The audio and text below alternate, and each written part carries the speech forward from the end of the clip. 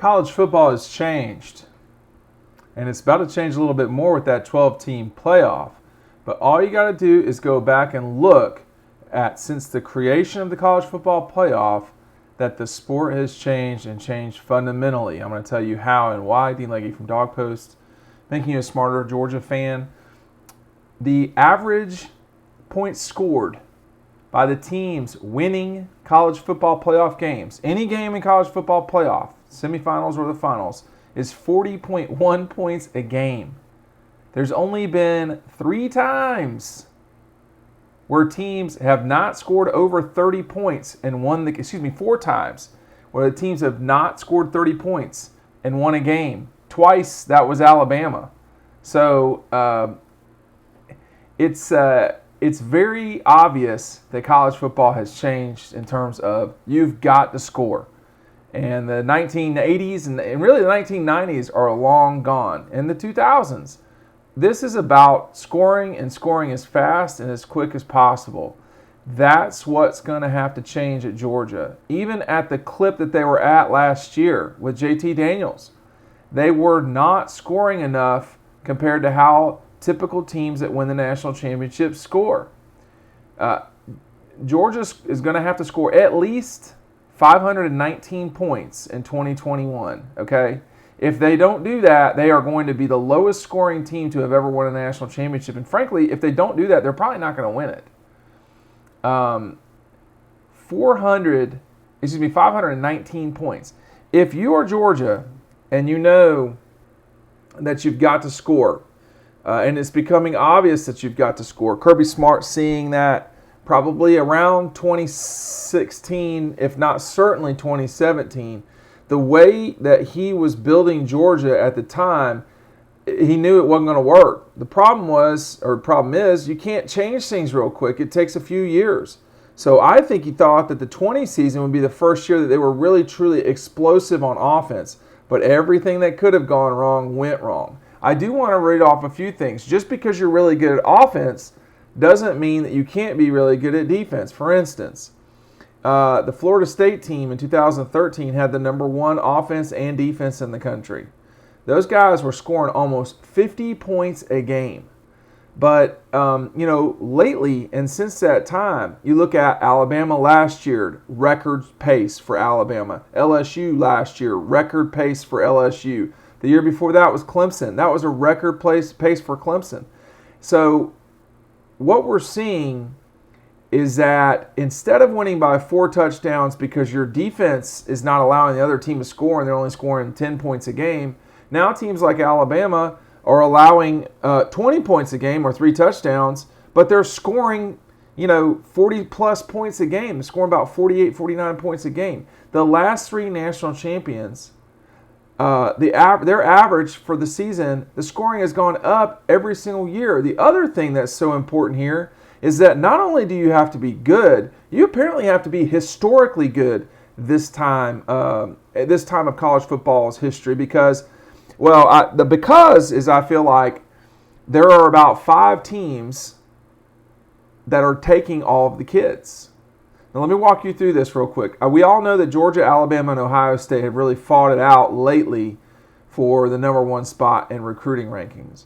But when you think back at the major powers in college football, Clemson has won the last 5 ACC championships.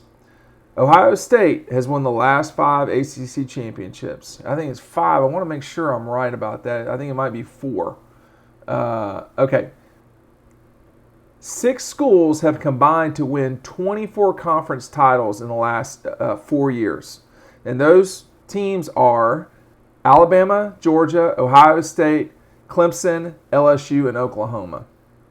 Those are the schools. I don't know if I said 5 schools or 6. It's 6 schools have combined to win 24 conference championships. The only team in that group that has not played for the national championship, Oklahoma. But keep in mind, Oklahoma, Clemson, and Ohio State have won their league every single year the last 4 years. That's certainly going to put them in the college football playoff, and it puts them a game away from playing it. The SEC is a little more complicated. Everybody talks about how Alabama dominates it. Clemson fans get really kind of their feelings hurt about this, it seems. But the SEC has been had distributive natures of the champions here lately, if that's even a phrase. Georgia, though, scoring 37.5 points, 37.25 points, 37.25 points last year. That's not going to get it done this year. They're going to have to score about at least another touchdown more. It's going to have to go over 42 points. And frankly, it's probably going to have to be about 10 more points almost. They're going to have to get around 47 points a game. Because that's what it is now. I mean, I want to say I don't care. Alabama and Clemson are taking a step back with their quarterbacks, we're led to believe. So, but I don't care. They're still scoring at record pace. You cannot ignore what is reality in college football. And that is that you've got to score, and you've got to score in a big way. Again, I think Kirby recognized this when he signed Justin Fields. But there's no way for anyone to have known when Justin committed in October of 2017 what was about to happen at Georgia, which was that Jake Fromm was going to lead Georgia to the national championship game and win the conference for the first time since 2005. So, was it a mistake? I even hesitate bringing these questions up because it becomes such a stupidity contest in the comments. But was it a mistake to not play Justin Fields more in 2018? I think it probably was. Looking back on it, it certainly seems like it was. In 2019, I don't think there's any way that Jake Fromm would have held on to the starting spot the way he played. No way. But Justin was gone, and he made the right call on that front, in my opinion. But at the time, you're not going to ditch a guy who got you to the national championship game. You're not going to ditch a guy who, is getting you to, what was the lead against Alabama in that 18 SEC championship game? I mean, Jake did not play well in 19 at all, I don't think. I mean, once Cager got hurt, he really didn't play well. And Georgia just didn't score. They were relying on a really good defense. You can't do that anymore. It's not going to work. Teams, if you don't score, you're not going to survive because the game has gone to a 7-on-7 model. Guys are too good at quarterback. There's no development really anymore. They get on campus and they can. I mean, we're watching Gunnar Stockton today at a 7-on-7. This guy's from rural northeast Georgia, like the corner. And guys like that used to be in the past. They wouldn't have the ability to develop. Not anymore. They're traveling. They're getting quarterback coaching, really good coaching at the high school level at Raven with the Shaws.